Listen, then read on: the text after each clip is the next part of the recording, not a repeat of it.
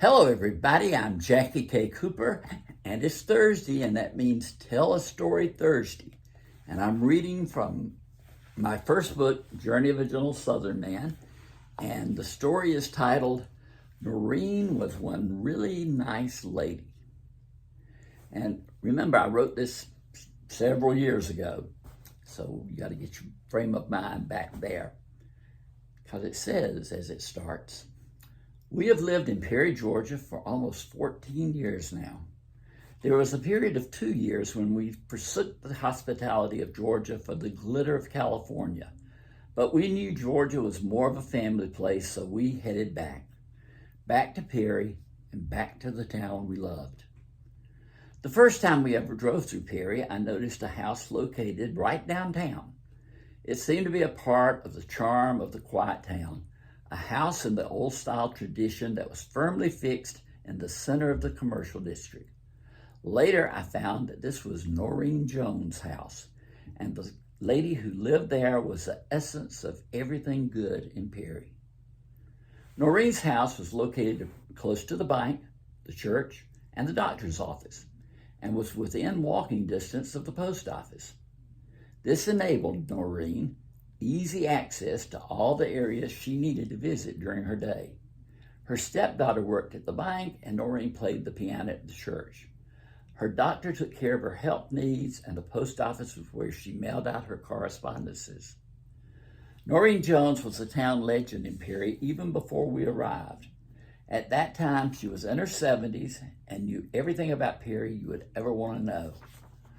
We wanted to know everything, and in those evenings that she babysat for our 2 boys, we would return home from a movie and sit and talk with Norine on into the night.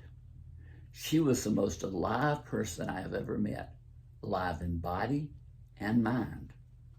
We had worried when we first met her and asked her to babysit for us that she might be too old. Boy, were we wrong about that. Norine was younger in mind than either my wife or me, and agile too.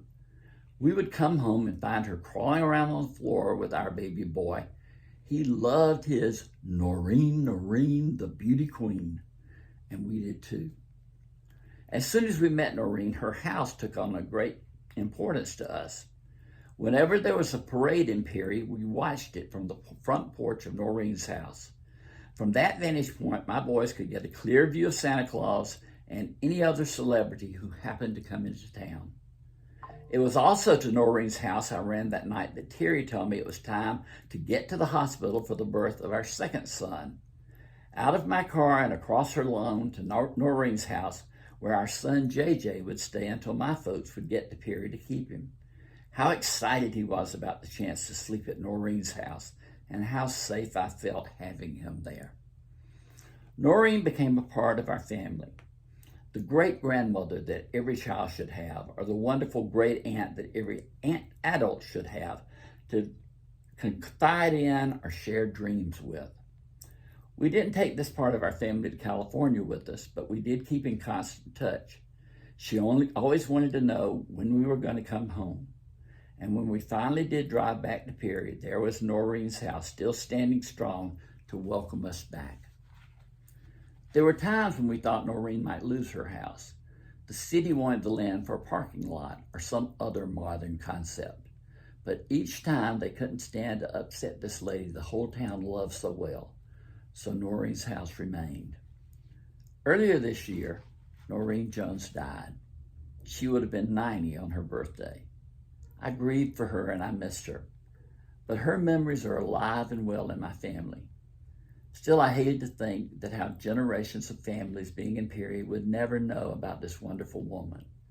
I thought how her house would probably be torn down and the progress of Perry would erase the beauty of the structure, Norine's house. A few weeks ago, I learned a local businessman had bought Norine's house, and wonder of wonders, he wasn't going to tear it down, but was going to enhance the structure and make it a Victorian restaurant or something of that nature. The renovation had already started, and Norine's house hasn't looked so good in years.